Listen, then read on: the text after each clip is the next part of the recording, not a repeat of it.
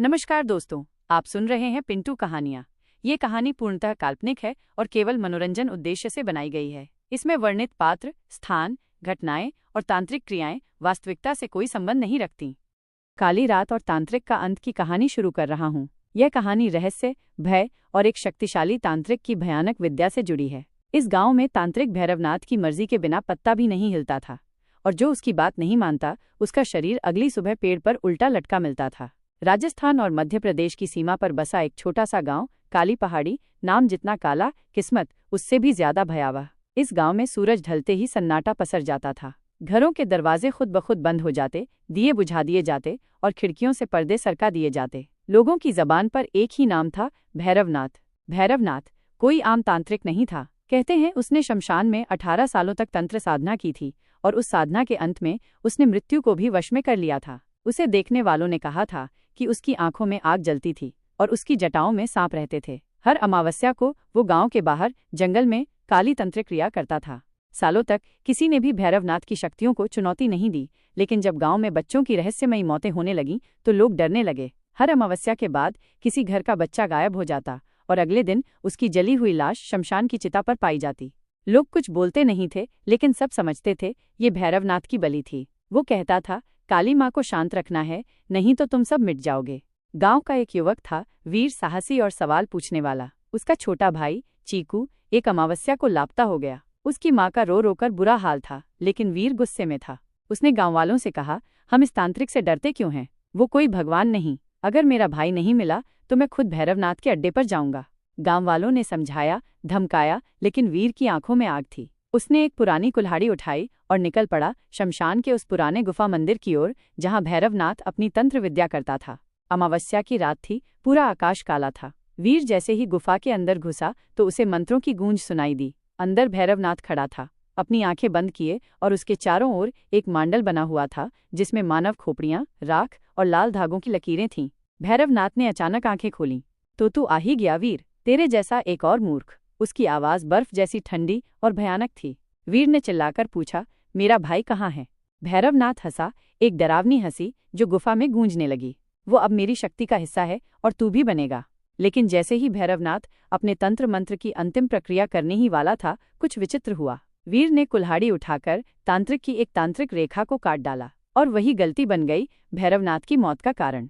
गुफा के भीतर तेज बिजली चमकी, पूरा मांडल जलने लगा। भैरवनाथ की आंखों से खून बहने लगा और उसने एक भयानक चिल्लाहट की, तूने मेरी विद्या को अधूरा किया, लेकिन सुन ले वीर, मैं फिर लौटूंगा, इस बार और भी शक्तिशाली बनकर।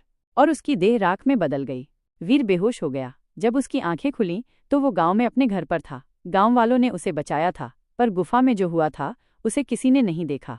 कुछ हफ्तों तक गांव में शांति रही। वीर के भाई की आत्मा एक सपना बनकर आई और कहा, भैया उसे पूरी तरह रोको, वो सच में लौटेगा। फिर एक रात गांव में बिना हवा के दरवाजे खुद ब खुद खुलने लगे। पालतू जानवर डर कर मरने लगे, और एक महिला ने अपनी खिड़की से देखा। शमशान में एक परछाई तंत्र मंत्र कर रही थी, ठीक वैसे ही जैसे भैरवनाथ करता था। गांव फिर सिहर उठा। वीर अब जानता था कि ये खत्म नहीं हुआ है। उसने गुफा में रखी भैरवनाथ की तांत्रिक किताब उठाई, जो अधजली थी, पर कुछ मंत्र अब भी साफ थे। उसने खुद से कहा, अगर उसे रोकना है तो मुझे भी तंत्र सीखना होगा, लेकिन अच्छे के लिए। तांत्रिक भैरवनाथ की राख उड़ी नहीं थी कि गांव की फिजा में फिर से मौत की गंध भरने लगी। पर इस बार वो सिर्फ आत्माएं नहीं थीं, ये था किसी अधूरी विद्या का असर। भैरवनाथ की मौत को 6 महीने बीत चुके थे। वीर को लगा था कि अब गांव सुरक्षित है, लेकिन वो गलत था। काली पहाड़ी गांव में फिर अजीब घटनाएं शुरू हो गई थीं। हर अमावस्या की रात एक बच्चा गायब होने लगा। गांव के कुएं से बिना सिर की परछाइयां निकलतीं। पेड़ों से उल्टे लटकते पक्षी और बिना हवा के हिलते पीपल के पत्ते गांव वालों के होश उड़ा रहे थे। एक बूढ़ी औरत धनवंतरी काकी चिल्लाई, वो वापस आ गया है। भैरवनाथ की आत्मा इस बार शरीर ढूंढ रही है, कोई नया शरीर। वीर अब पहले जैसा नहीं था। वो चुप रहने लगा था। उसने गांव के मंदिर के पीछे एक कमरा बना लिया था, जहां वो भैरवनाथ की अधजली किताबों को पढ़ता, पुराने मंत्र दोहराता और खुद को तांत्रिक विद्या के लिए तैयार करता। उसे एक सपना बार बार आता। शमशान में भैरवनाथ एक बालक की आत्मा को जंजीर से बांधकर मंत्र पढ़ता है, और उसकी आंखों से काली रोशनी निकलती है। काली विद्या अधूरी है, उसे पूरी करनी है। सपने में ये आवाज आती। एक दिन वीर को जंगल के पास एक पुरानी गुफा का नक्शा मिलता है। यह नक्शा भैरवनाथ की किताब के बीच दबा हुआ था। गुफा का नाम था प्रेत गुफा। कहते हैं वहां वो विद्या छिपी है जिससे किसी भी आत्मा को कैद या मुक्त किया जा सकता है। वीर और उसका मित्र राजू उस गुफा तक पहुंचे। रास्ते में हर पेड़ पर काले धागे लिपटे थे और जले हुए दीपक रखे थे। जैसे ही वे गुफा के भीतर पहुंचे, उन्हें सुनाई दी एक धीमी आवाज, वीर, तू भी आ गया। भैरवनाथ की आत्मा वहां थी, लेकिन एक नई शक्ल में, धुएं जैसी, राक्षसी और बिना चेहरा। वो वीर को बुला रही थी, मेरे ज्ञान का उत्तराधिकारी तू ही है, आ इसे पूरा कर। वीर ने किताब निकाली और कुछ पुरानी रक्षा विधाएं दोहराईं। वो जानता था, अगर उसने डर दिखाया तो आत्मा उसे पूरी तरह निगल जाएगी। उसने गुफा में बनी प्राचीन मूर्ति के आगे मंत्र पढ़ा, जिससे एक दिव्य रोशनी उत्पन्न हुई। भैरवनाथ की आत्मा चिल्लाई, तू मेरी विद्या मुझसे नहीं छीन सकता वीर। गुफा कांपने लगी, लेकिन वीर ने पीछे नहीं हटते हुए कहा, अगर तूने बच्चों को छोड़ा नहीं तो मैं तुझे वहीं बंद कर दूंगा जहां से कोई लौटकर नहीं आता। तभी आत्मा लुप्त हो गई, लेकिन जाते जाते गुफा की दीवार पर एक तांत्रिक संकेत छोड़ गई। वीर जब गांव लौटा तो उसने संत बाबा श्रीचंद्र से मदद मांगी, जो पहले भैरवनाथ के गुरु हुआ करते थे। बाबा अब बहुत वृद्ध हो चुके थे। बाबा ने बताया, भैरवनाथ ने आखिरी दिनों में एक अंतिम तंत्र सीखा था, जिससे वो अपनी आत्मा को किसी और शरीर में प्रविष्ट कर सकता था, लेकिन वो विद्या अधूरी रह गई थी और अब उसकी आत्मा अधर में लटकी हुई है। वो नए शरीर की तलाश में है और बच्चे उसकी सबसे आसान बलि हैं। बाबा ने एक तांत्रिक ग्रंथ वीर को दिया, मृत्युबोध तंत्र, जिसमें लिखा था आत्मा को शुद्ध करने की विधि, प्रेतवश नियंत्रण मंत्र और एक अंतिम विधि जिसे पढ़ते ही साधक का जीवन संकट में आ जाता है। वीर ने वो ग्रंथ अपने पास रख लिया। वो जान चुका था, ये सिर्फ लड़ाई नहीं, ये समर्पण की परीक्षा है। अगली अमावस्या से पहले गांव में भय फैल चुका था। मंदिर के घंटों की जगह अब रात में बच्चे चीखते थे। तालाब के किनारे एक युवती की आत्मा दिखी, जो कहती रही, मेरे बेटे को लौटा दो। और वीर ने देखा, गांव के बीचों बीच खड़ा है एक बच्चा, जिसकी आंखें काली थीं और जिसकी परछाई नहीं थी। वो बच्चा चीकू था, वीर का मरा हुआ भाई। वीर दौड़ा, चीकू। लेकिन जैसे ही उसने हाथ बढ़ाया, चीकू ने कहा, भैया मुझे बचा लो, मुझे वो अपने अंदर खींच रहा है। और वो गायब हो गया। अब वीर को पूरा यकीन हो गया था, भैरवनाथ की आत्मा चीकू को माध्यम बना रही है अंतिम तंत्र को पूरा करने का। उसे रोकने के लिए वीर को गुफा में दोबारा जाना होगा, पर इस बार अकेला नहीं। वीर ने गांव के 2 युवकों राजू और सोहम को अपने साथ लिया। उन्होंने 3 मंत्र सीखे, आत्मा बांधने का, देह रक्षा का और तांत्रिक चक्र तोड़ने का। अब उन्हें सिर्फ एक चीज चाहिए थी, उस रात की प्रतीक्षा जब चंद्रमा न हो और शमशान के देवता जागते हों। गांव में एक अजीब शांति थी, जो तूफान से पहले की शांति थी। वीर ने अपने कमरे में भैरवनाथ की राख, तांत्रिक ग्रंथ और एक दीपक रखा। उसने आत्मा को चुनौती दी, कल मैं तुझे मुक्त करूंगा या मिटा दूंगा, लेकिन अब तू किसी और को नहीं छू पाएगा। और दीपक की लौ काली हो गई। मरकर भी जो न मरा हो वो साधु नहीं, शापित तांत्रिक होता है। और अगर उसने मौत को भी अपने मंत्रों में बांध लिया हो तो उससे टकराने के लिए सिर्फ साहस नहीं, आत्मा की भी बलि देनी पड़ती है। काली पहाड़ी गांव में अमावस्या की रात फिर लौट आई थी। पूरा गांव शमशान सा खामोश था। न कुत्ते भौंक रहे थे, न ही उल्लू की आवाज आ रही थी। घरों में दिए खुद ब खुद बुझने लगे। लोग बच्चों को सीने से लगाकर कांप रहे थे। गांव के बाहर जंगल की तरफ एक बार फिर से काला धुआं उठ रहा था। भैरवनाथ की आत्मा पूरी तंत्र साधना के अंतिम चरण में थी। उसकी योजना थी पूरे गांव को एक ही बार में बलि चढ़ाकर महातंत्र सिद्ध करना। वीर, राजू और सोहम अब साधारण युवक नहीं थे। पिछले कुछ हफ्तों में उन्होंने बाबा श्रीचंद्र की आत्मा के मार्गदर्शन से प्रेत बंधन, तंत्रव्यूह और मृत्यु शांति जैसे मंत्र सीख लिए थे। बाबा श्रीचंद्र की आत्मा हर रात वीर को सपनों में आकर सिखाती। उसके मंत्रों को मंत्रों से नहीं, मन और आत्मा के संयम से रोका जा सकता है। भैरवनाथ अब आत्मा नहीं रहा, वो अब तांत्रिक प्रेत बन चुका है, जिसे शापित ब्रह्म पिशाच कहते हैं। वीर ने उस रात के लिए एक रक्षा चक्र तैयार किया, एक बड़ा मांडल, गांव के चारों कोनों में तांत्रिक बंधन और बीच में खुद को तंत्र साधना के लिए समर्पित करना। रात के ठीक 12 बजे वीर ने चिल्लाकर कहा, भैरवनाथ, अगर तू तंत्र का स्वामी है तो आज तेरी विद्या को उसी के अंदर बंद करूंगा। अचानक पूरा गांव हिल गया। पीपल का पेड़ खुद ब खुद गिर पड़ा। आकाश में एक जलती हुई आकृति उभरी, भैरवनाथ की आत्मा। उसके बाल धुएं की तरह उड़ रहे थे, आंखों से खून की धारा बह रही थी और उसका चेहरा हर पल बदल रहा था, कभी बच्चा, कभी बूढ़ा, कभी राक्षस। वीर, तूने मेरी साधना अधूरी छोड़ी थी, लेकिन आज मैं तुझे अपने ही मंत्र से नष्ट करूंगा और तेरे शरीर में वास करूंगा।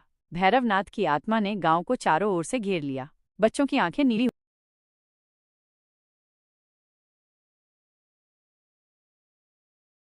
हो गईं। महिलाएं बेहोश होकर हवा में तैरने लगीं। 4 घरों में खुद ब खुद अग्नि प्रज्वलित हो गई और गांव का मंदिर खून से लाल हो गया। भैरवनाथ ने चिल्लाया, ये गांव अब मेरा है, मेरी अमरता की कुंजी, बलि शुरू करो। लेकिन तभी वीर ने बीच गांव में खड़े होकर आत्मबंध स्तोत्र का उच्चारण शुरू किया।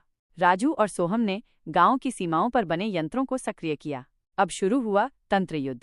भैरवनाथ ने हवा से 3 काले कपाल भेजे जो आग उगल रहे थे। राजू ने नागव्यूह मंत्र पढ़कर उन्हें रोकने की कोशिश की, पर एक कपाल उसके पैर से टकराया और वो घायल हो गया।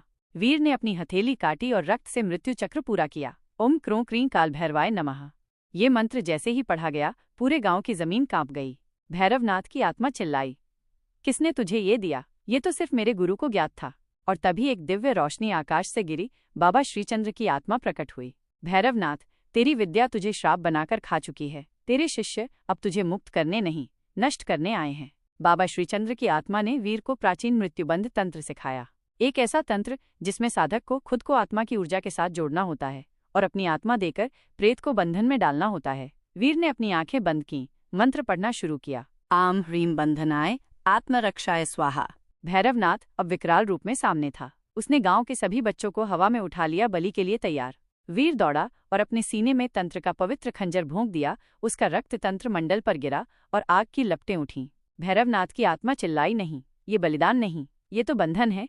वीर की आत्मा मंडल से निकलकर सीधी भैरवनाथ की आत्मा से टकराई। दोनों आत्माएं आकाश में फंसी जलती हुई रोशनी के गोले की तरह टकराईं। सुबह हुई, गांव जागा, मंदिर का रंग फिर से सफेद हुआ। गायब बच्चे घर लौट आए और गांव का आकाश साफ था, लेकिन वीर कहीं नहीं था। राजू और सोहम ने देखा, वीर का शरीर शमशान में पड़ा था, शांत और मुस्कुराता हुआ। लेकिन जब वे उसका अंतिम संस्कार करने लगे तो उसकी मुट्ठी में एक तांत्रिक ग्रंथ मिला, मुक्ति विद्या, और उसमें लिखा था। वीर की मृत्यु के 3 महीने बाद गांव में सब कुछ शांत हो गया था। लेकिन एक रात गांव की सबसे बुजुर्ग महिला दादी तुलसी चीख पड़ी। उसने देखा कि वीर की परछाई उसके आंगन में खड़ी थी और वो सिर्फ एक ही बात कह रही थी, गुफा अब भी खुली है, कोई फिर से आया है। राजू और सोहम, जो वीर के सबसे करीबी थे, दोनों उस रात उसी पुराने पीपल के पास पहुंचे जहां भैरवनाथ की तंत्र गुफा थी, पर वहां उन्हें किसी और के पदचिन्ह दिखे, ताजे गीली मिट्टी पर। गांव में कुछ दिन पहले एक अजनबी आया था, दयानंद नामक एक साधु। उसने गांव वालों को बताया कि वो तांत्रिकों के इतिहास पर शोध कर रहा है। वो दिन में शांत रहता, पर रात को जंगल में जाता। किसी ने नहीं देखा कि वो क्या करता है, लेकिन जब एक किसान की पत्नी अचानक नींद में चलकर नदी में कूद गई तो गांव फिर डर गया। राजू और सोहम को समझ में आ गया, दयानंद कोई सामान्य व्यक्ति नहीं, बल्कि भैरवनाथ की छाया को फिर से जागृत करने की कोशिश कर रहा था। राजू एक रात वीर की समाधि पर गया और वहीं सो गया। रात को उसे सपना आया, वीर एक गुफा में बैठा था, उसके चारों ओर आग के घेरे और आंखों में शांति। वीर ने कहा, राजू, गुफा अब भी खुली है। दयानंद मेरे अंतिम बंधन को तोड़ना चाहता है। अगर उसने वो त्रिनेत्र मंत्र पढ़ लिया तो भैरवनाथ फिर लौट आएगा और इस बार उसे कोई नहीं रोक पाएगा। राजू जागा और तय किया, आखिरी बार गुफा में प्रवेश करने का समय आ गया है। राजू और सोहम पुराने ग्रंथ लेकर गुफा पहुंचे। अंदर की दीवारों पर अब नए चिन्ह बन चुके थे। किसी ने वहां हाल ही में तंत्र साधना की थी। गुफा के सबसे भीतर भैरव पीठ के पास दयानंद ध्यान में लीन था। उसके चारों तरफ चूहे, चमगादड़ और मरे हुए जानवरों की हड्डियां फैली थीं। राजू ने जोर से चिल्लाया, रुक जा, ये तंत्र अब तेरा नहीं, ये बंद हो चुका है। दयानंद हंसा और बोला, मूर्ख, मैं ही भैरवनाथ का नया रूप हूँ। उसी की आत्मा ने मुझे चुना है। अब कोई वीर नहीं जो मुझे रोके। अचानक गुफा की दीवारें हिलने लगीं। पीछे से एक आवाज आई, कहा था ना, मैं फिर लौटूंगा। राजू और सोहम पलटे। वहां खड़ा था वीर, लेकिन अब वो जीवित नहीं था। वो आत्मरक्षक बन चुका था, एक दिव्य आत्मा जो तंत्र को खत्म करने लौटी थी। दयानंद ने त्रिनेत्र मंत्र पढ़ना शुरू किया। पूरी गुफा लाल हो गई। भैरवनाथ की आत्मा फिर से प्रकट होने लगी, पर वीर ने अपना अंतिम अस्त्र निकाला, तंत्र विनाश मंत्र, जो सिर्फ एक बार पढ़ा जा सकता था और जिसकी कीमत होती थी सभी तंत्रों का अंत। वीर ने मंत्र पढ़ा, आम अपवित्राय नाशाय स्वाहा। गुफा में भयानक विस्फोट हुआ। दयानंद की आंखें फट गईं। उसके शरीर से धुआं निकलकर गायब हो गया। भैरवनाथ की आत्मा चीखी, नहीं, तुम तंत्र को ही खत्म कर रहे हो, ये अधर्म है। वीर ने उत्तर दिया, अगर तंत्र इंसानियत को निगलने लगे तो उसका अंत ही धर्म होता है। अगले दिन सुबह गांव फिर शांत था। गुफा अब सिर्फ एक गड्ढा थी, गहरी, खाली और ठंडी। राजू ने वीर की समाधि पर दीपक जलाया और बोला, अब तांत्रिक विद्या की कहानी पूरी हो गई और वीर, तू सच में गांव का रक्षक बन गया। गांव में फिर कभी कोई आत्मा नहीं दिखी। दोस्तों, ये कहानी कैसी लगी मुझे कमेंट करके ज़रूर बताना। हमारी ये कहानी अच्छी लगी तो लाइक सब्सक्राइब तो कर दिया करो दोस्तों।